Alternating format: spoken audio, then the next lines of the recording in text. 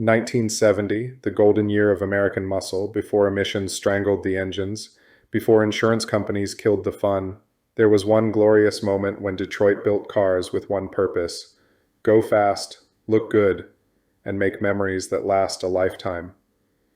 In this video, we're diving deep into 5 machines that defined an era. Cars that rumbled through drive-ins on Friday nights. Cars that launched hard at the drag strip on Saturdays. Cars that made you feel alive every time you turned the key. This isn't just about horsepower and torque, though we'll get into plenty of that. This is about the technical brilliance behind these beasts, and the memories they created, for a generation who lived with octane in their veins.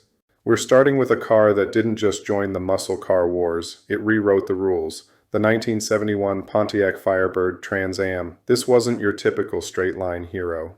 This was built for drivers who wanted to carve canyons as hard as they burned rubber. The Trans Am wore its intentions boldly.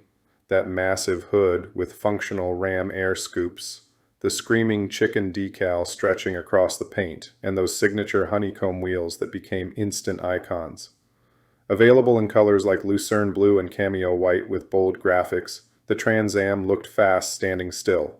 Step inside and you found a driver-focused cockpit. The Formula steering wheel sat perfectly in your hands. Rally gauges monitored every vital sign, and those high-back bucket seats held you tight through every turn. This was a cabin built for action. Under that aggressive hood sat the 455 high-output V8, Pontiac's biggest displacement engine, pushing a factory-rated 335 horsepower. But seasoned street racers knew better. Real-world numbers hovered closer to 370.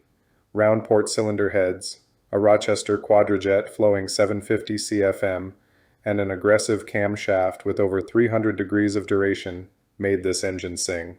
The ram air induction pulled cold air through those functional scoops, adding 15 to 20 horsepower when you opened it up. Paired with either the Muncie 4-speed, the Trans Am could hit 60 miles per hour in 5.5 seconds and run the quarter mile in the low 14s. But the real magic was in the corners. Heavy-duty suspension all around, front and rear sway bars, and staggered rear shocks meant this Firebird actually handled. It didn't just go fast. It turned, braked, and controlled itself like a proper sports car wrapped in American muscle. And for those who lived through the era, one ritual always stood out. Saturday mornings at the car wash, detailing every inch of it. The 1971 Pontiac Firebird Trans Am showed the world that performance wasn't just about horsepower. It was about the complete package. Style, sound, and handling wrapped into one unforgettable machine. Next up, Ford's answer to the muscle car wars, the 1971 Mustang Mach 1. This wasn't the small pony car of the 60s anymore. By 71, the Mach 1 had grown wider, longer, and meaner, a true street brawler. Its fastback roofline swept into a long, muscular rear deck, while the hood bulged with that iconic shaker scoop. Bold side stripes, Magnum 500 wheels, and a ducktail spoiler made it look ready to pounce even when parked. Inside, it was pure 70s style, high-back bucket seats, deep round gauges, and a center console that wrapped around the driver like a cockpit. You didn't just sit in a Mach 1, you wore it. Under the hood, Ford offered serious firepower. The top dog was the 429 Cobra Jet V8, a massive engine built for raw muscle. It was rated at 370 horsepower, but everyone knew the real number was closer to 400. Torque came on strong, giving you that seat-pinning surge the moment you touched the throttle. Paired with either a 4-speed top-loader manual or the heavy-duty C6 automatic, this Mach 1 could storm down the quarter mile in the low 13s, fast enough to earn real respect at the strip. The shaker scoop wasn't just for looks. It moved with the engine, feeding cool air into the carburetor and shaking with every rev. That motion, that sound, it gave the car a heartbeat. Handling was surprisingly good for a big machine. Ford's competition suspension added stiffer springs, a thicker sway bar, and staggered rear shocks. With Goodyear polyglass tires gripping the asphalt, the Mach 1 felt planted and confident, whether you were blasting down Main Street or charging through a curve. The 71 Mach 1 was more than a Mustang. It was Ford's statement that the muscle car era wasn't over, not yet. Power, presence, and pure attitude, all rolled into one unforgettable package. Now it's time to talk about the king of the hill, the 1970 Chevrolet Chevelle Supersport 454, powered by the legendary LS6. Many still call it the most brutal muscle car ever to roll off a production line. Just one look and you knew this car meant business. The wide stance, the cowl induction hood with those twin stripes running down the center, and that SS badge sitting proudly in the grille, it looked like it could inhale the road. The front end was aggressive but clean, the kind of design that made people move out of the fast lane just by seeing it in their mirrors. From the side, the Chevelle's lines were all muscle, long, low, and slightly flared over those F7014 tires. Out back, twin chrome exhaust tips peeked out beneath the bumper, a promise of the thunder that waited inside. Step into the cabin, and it felt both simple and purposeful. A black vinyl bench or optional buckets, round gauges set deep in the dash, and that classic H-pattern shifter rising from the console. You could almost smell the high-octane fuel and hear that deep, uneven idle before you even turned the key. And when you did, everything changed. Under the hood sat the LS6, Chevrolet's most powerful production engine of the era. It was rated at 450 horsepower and 500 pound-feet of torque, and this time, those numbers were no exaggeration. The 454 cubic inch V8 ran an 11.25-to-1 compression ratio, meaning it demanded premium fuel, the good stuff. The Holley 800 CFM carb fed air and fuel through an aluminum intake, while a solid lifter cam gave the engine its famous choppy idle. Every rev made the whole car tremble, not because it was rough, but because it was alive. When you hit 3,000 RPM, it pulled like a freight train straight to 6,500, never running out of breath. Backing it up was the M22 Rock Crusher 4-speed manual, a gearbox so tough it got its name from the sound of its straight-cut gears.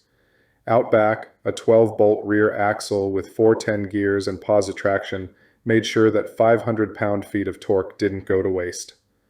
The suspension was simple but strong, coil springs all around, heavy-duty shocks, and a thick front sway bar. Brakes were front discs and rear drums, typical of the day, good enough to slow you down after another blistering run. Ask anyone who owned one. They'll tell you about that first full throttle run, the roar, the pull, the way the whole car came alive. You didn't just drive an LS6, you survived it. The Chevelle SS 454 was only built for one model year, but it became an instant legend. It was the high water mark of American muscle, pure, loud, and untamed. And when the LS6 thundered past, there was no mistaking it. You were hearing the sound of the 70s at full volume. When Dodge showed up to the muscle car party, they didn't come to play. They came loaded for battle with the 1970 Challenger RT. This car looked mean from every angle. Long hood, short deck, deep-set headlights, and those bold body lines that seemed to stretch right over the rear tires. The RT stripes along the side told you it was the real deal, and if that didn't, the rumble from the exhaust certainly did. Inside, the Challenger mixed performance with style. High-back bucket seats, a full rally gauge cluster, pistol grip shifter, everything angled toward the driver. It wasn't just a car, it was a command center for horsepower. Under the hood, buyers had options, big ones. You could get the 440 Magnum, the 440 six-pack with triple two-barrel carbs, or the legendary 426 Hemi. That Hemi was the crown jewel, 425 horsepower, dual 4-barrel carburetors, and enough torque to twist the chassis if you weren't careful. Real-world output, closer to 470, maybe more. The Hemi breathed through a pair of huge Carter carburetors and exhaled through a dual exhaust that shook the ground. Paired with the 4-speed manual and a Dana 60 rear axle with sure grip differential, it could rocket from 0 to 60 in just over 5 seconds. The sound alone could stop traffic, deep, raw, and unmistakably Mopar. And for those lucky enough to have been there back in the day, the memories still feel fresh. Friday nights in the industrial district, 2 lanes of fresh asphalt, a few brave souls, and the echo of that Hemi at idle. Someone drops their hand, and the Challenger leaps forward, tires screaming, headlights cutting through the smoke. For a few glorious seconds, it's just you, the car, and the sound of pure American thunder. The 1970 Challenger RT was Dodge's declaration of war on the muscle car world.